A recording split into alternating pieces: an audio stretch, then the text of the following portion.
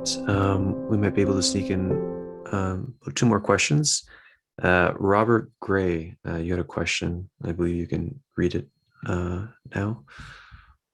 Yeah, thank you. There's a hurricane outside, I think, or some severe weather. So if there's debris that flies at me, I apologize. Coming like a hurricane, I take it in real slow. The world is spinning like a weather vane, fragile and composed. Apologize. So I was wondering. Robert. Good to see you, Robert. It's great to see you as well, sir. I was wondering how your model of the self notices, understands, and applies virtues such as agape, hope, or faith, or any of the four cardinal virtues, and how those would fit into this thing that you're talking about, this process you're talking about. So that's a long thing to say, but the model of the self is ultimately built off the machinery of relevance realization, and that actually integrates with this body of emerging research on self-relevance. Relevance to an autopoietic agent is what actually glues the psyche together. It's called the glue of cognition and perception and memory. And this just fits very well with relevance realization to an autopoietic system, a self-making system, a system that has to care about information because it's always taking care of itself. And as soon as we do that, we see that there is a deep connection between taking care of the self and caring about information. And then if we realize that, and this is where Greg's model helps, because we move into a cultural space, we also have an inversion of that, which is not just how things matter or are important, like even literally eating. To me, we also invert that into how do I matter? How am I relevant to others? So soon as the machinery of proto-self and agency is taken into the cultural sphere, and Greg makes which was like a really insightful bridging. The mammalian parenting and attachment system is what starts that flip. If you're around the kid enough, it changes who you are. And if you're not around the kid, it changes who you are, because then you realize you're not around the kid, and that's going to take a piece out of who you think you are. But you know what? If you and we have friends who aren't great dads or whatever, and you can see it in their kids. I'm not saying I'm a psychologist or I'm some expert in parenting, but if I go to a person's house and I see the way the kids treat the parents, I go, "You're not around enough, man." Yeah. I promise you, I can tell. Yeah. My son doesn't act like that. Yeah. Because one thing you can call me whatever you want. One thing I am is a beast of a dad. I know that. I don't know if I'm a good comic. I don't know if I was a good fighter. I don't know if I'm a good podcaster. That's all up for debate. One thing I know is I'm a fucking good dad, man. Because parents have to do that flip. It's not how does the child matter to them, but how do they matter to the child? And so when you get that inversion and then you take it up into cultural space, what you've done is you've said that relevance realization that was egocentric, right, now has to become other-centric, allocentric, and ultimately ontocentric, because if I'm caring and about how I matter to others, that of course is agape. And if I want to do it in a way that is fair and just, I'm bringing in justice. And if I want to do it in a way that has minimized self-deception and enhanced connectedness as much as possible, then I want to, then I'm talking about wisdom. So what I'm actually saying, Robert, is that because the model is based on relevance realization to an autopoietic adaptive agent that then gets transformed in mammalian parental relationships, and then gets taken up another ratch when you go into the cultural justification sphere that Greg has done so much work on, then it's very clear how as the self moves up that ontological phylogenetic axis, it is going to become more and more invested and involved, I'm using one of Greg's terms, in virtuous behavior. And now what you think of virtue as precisely sets of constraints, a virtual engine on a dynamically self-organizing entity. And that's what the self is. It is a dynamically self-organizing process that is complexifying both across time and across ontological levels. It's going to inherently be involved with virtue. This is to me, it's a great question. It's a fascinating question, because immediately you then bring in the whole fact value kind of dynamic, which I believe is a lot more complicated than is often appreciated. I do believe, though, that the epistemology of science is about developing accurate models to describe and explain change. So it is very difficult to derive what ought to be from, say, a scientific epistemology alone. However, science then should be interacting, and there are bridging points. I have a friend who I would recommend if you're interested in Aristotle, Blaine Fowers, who has argued for the analysis of our virtue from an Aristotelian perspective. First, let me say a word about virtue. And here's where I also do some shameless self-promoting. This is one of my first books, Virtue and Psychology. The thing about virtue is it's kind of a, it's a colloquial term. Everybody uses it. And so a lot of times experts in this area, or people who want to claim to be experts, really just use the colloquial definitions, and they don't really understand what they're talking about very well. And so it ends up being confusing and difficult. But virtue just means excellence. And in Greek, the word is arete. Virtue is not a Greek word. It's derived from the Roman word virtu, which meant something quite different. It was mainly a certain kind of masculinity, but then it gradually got transformed. So virtue now means the same as the Greek arete. And in Greek, that word translates into English pretty much as excellence. So what a virtue is just doing ordinary things excellently. So if we take a virtue like, let's say, generosity. Generosity is pretty common. People do it all the time. They're kind, they're giving, they're solicitous, they're often make room for each other, accommodating. Not always, but often. And so that's kind of normal. It's regular. Little children come with that. They're often very generous. But then you can cultivate that into an acquired trait of generosity that would be a virtue. So that's the idea. So we have some natural capacities that then we can cultivate into being these excellences. Same thing would be true of courage. So we can cultivate the excellence of courage. And that's the idea of virtues, that we want to create those traits. And then a virtue is also about having an alignment among the various features of our being. So our behavior is aligned with our motivation, which is aligned with our thinking, which is aligned with our perception of what's worthwhile. And so when we do that, we get these things all lined up in one thing, then we can act wholeheartedly. And if we have the proper motivation, what that means for Aristotle is that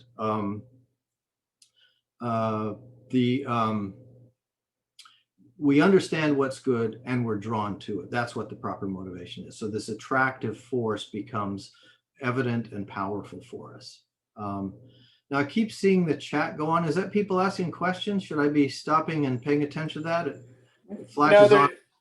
Just most of them, certainly if there's a question, we'll stop. Most of it's just offering commentary.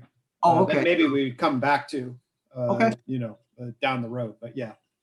Great. I wasn't sure what the practices are here. Yeah, no, it's just an ongoing chat. And then if there's a question, I'll make sure to, I'll let you know if it seems like it's appropriate. Great. So this is one of my favorite parts about virtue theory is this idea that the whole key to the thing is learning to love what's good.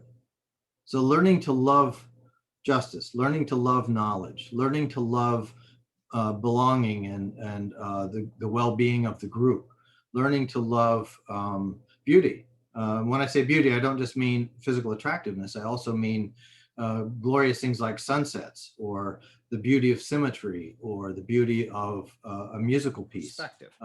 And emphasizing sort of the connection between function and form, and the way in which function and form can be corresponded. So for example, what makes a good knife? Sharpness, and that it becomes a good knife.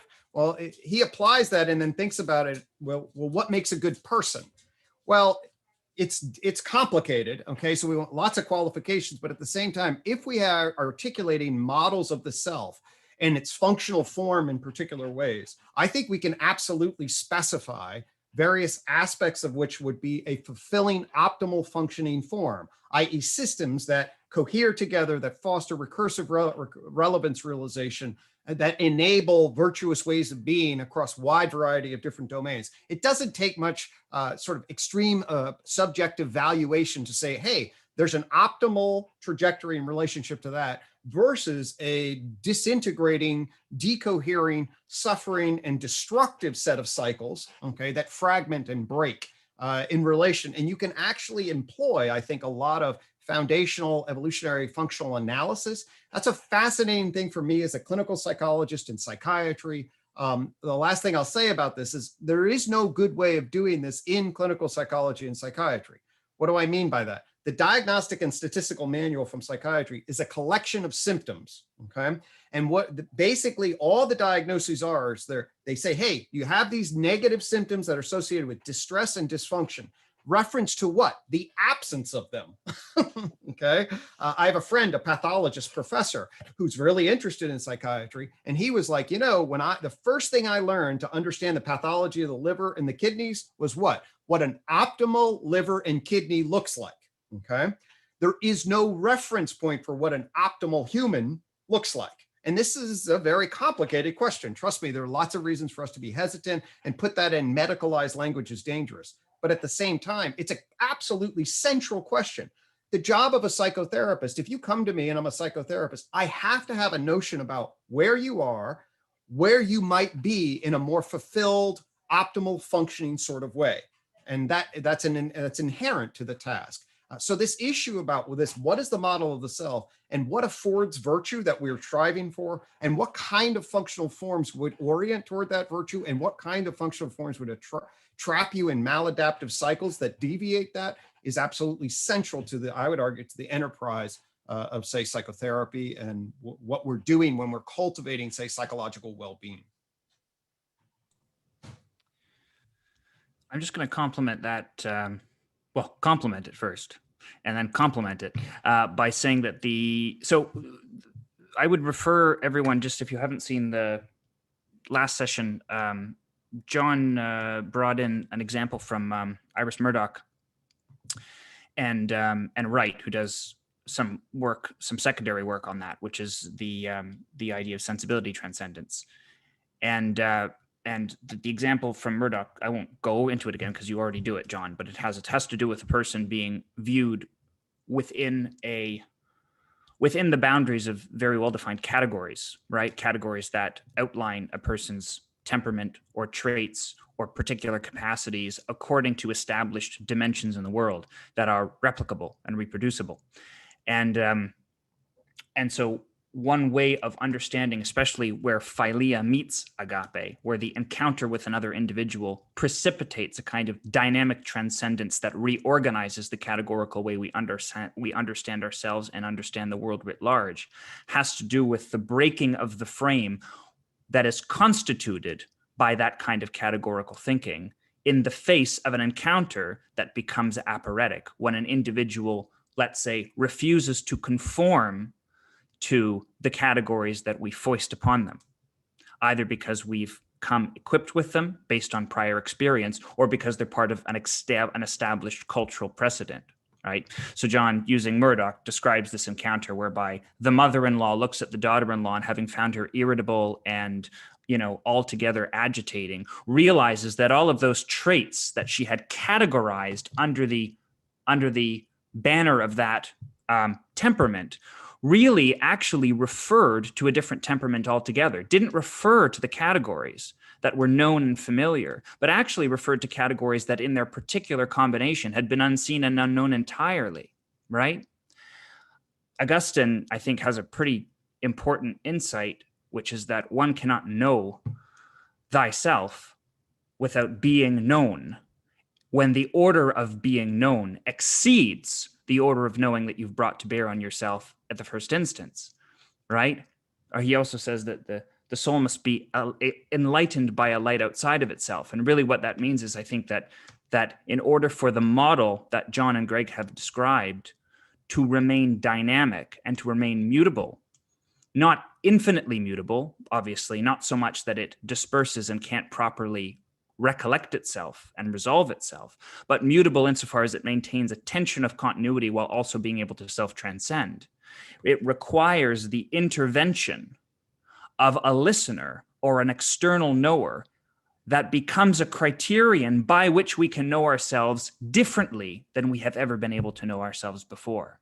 And the minute that frame is capable of being broken by the intervention of that supervenient listener, we actually become capable of renewing the concept of ourselves that becomes the premise upon which all of our ego is maintained, and our persona, for that matter, too, to kind of play into the Jungian typology a little bit more, right?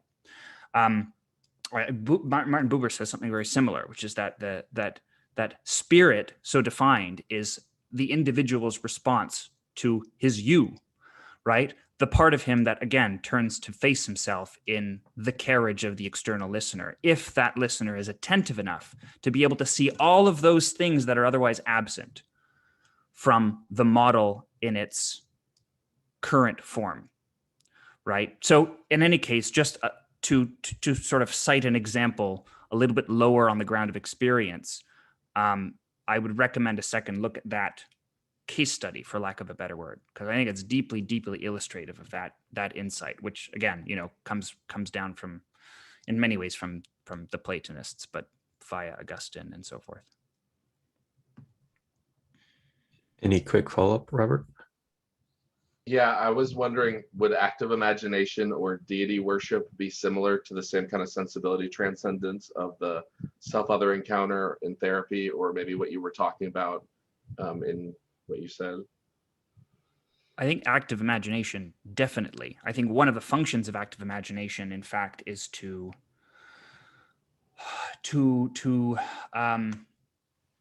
artfully undermine the categorical structure of the presentation of the world. That's one of the things that it actually affords, the kind of spontaneous generation of active imagination. It's not without constraint, and it can't be, right? And I think in order to function, but I think precisely what it's trying to do is change the mode of inquiry that frames our encounter with the world, such that it actually emerges, the coloration of the world actually changes. It emerges, and the formal presentation of the world actually changes its hue. And therefore, that allows us to transcend some of the categories that we bring to bear upon it that would otherwise constrain the number of possibilities it could present to us at any given moment. So I can't remember what the other example you gave was. Active imagination was one, and Deity worship.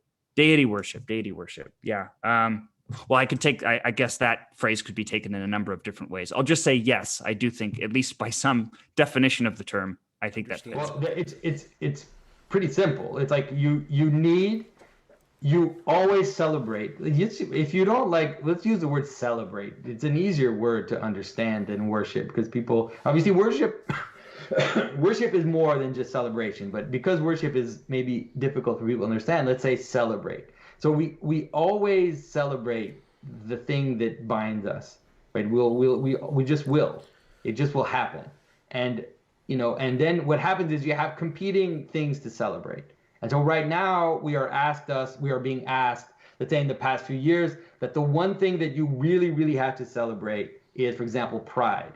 And everybody celebrates pride. Like all the corporations, they'll change their logo, they'll change, and so there's a worship happening. We create objects, we create events where we sing songs, where we gather together in the name of something. All of that is the notion of celebrating or worshiping in a small w, let's say, venerating. Let's use the word venerating, okay?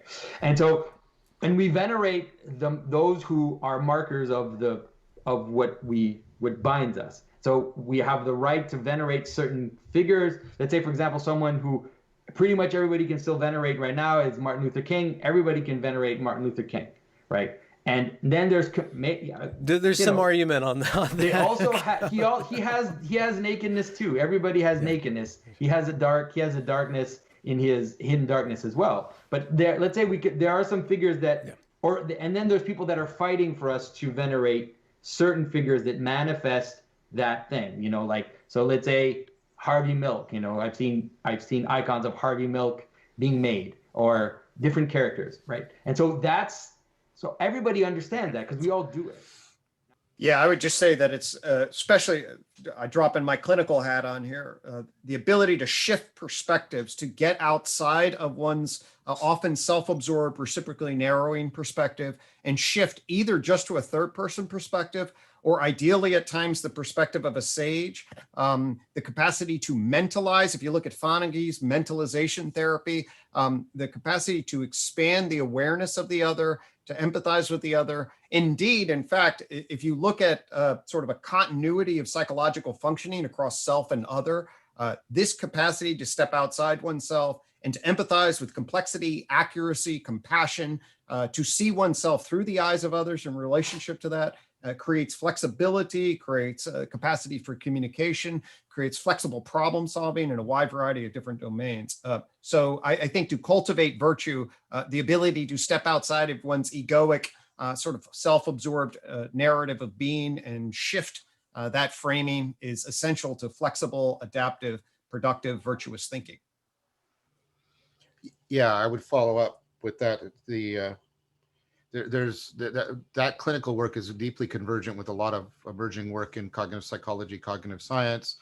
Baltes and Staudiger's work on wisdom, Igor Grossman's The Solomon Effect, and the wisdom consensus paper that myself and Igor Grossman and a bunch of other theorists, researchers, we published in 2019, that the core of wisdom is this meta-perspectival ability. And so, active imagination, insofar as it is an imaginal enactment of meta-perspectival abilities, should afford wisdom. I mean, it's absolutely the case that it should. And because it's imaginal, it should afford a kind of insight that's bridges between the conceptual and the experiential in a powerful way, and therefore is also integrative, affording deep understanding.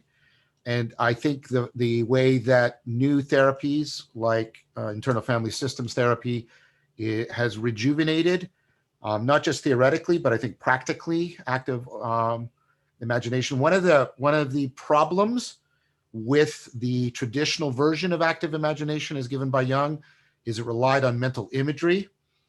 And Jung was extremely gifted in mental imagery, and he overgeneralized. We now have very good data that the capacity for mental imagery varies considerably within the population, so much so that there's perhaps 5 to 10% of people who cannot form pictures in their mind.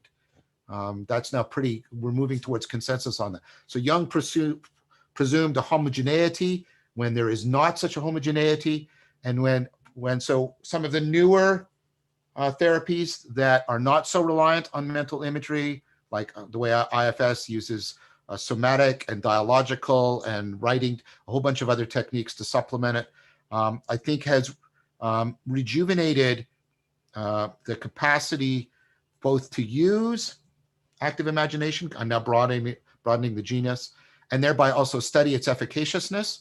I think that is going to mean more and more of the work on the therapeutic use of the imaginal, and more of the work on the cognitive science of wisdom are going to come into increasing integration with each other. All right. Thank you. Coming like a hurricane.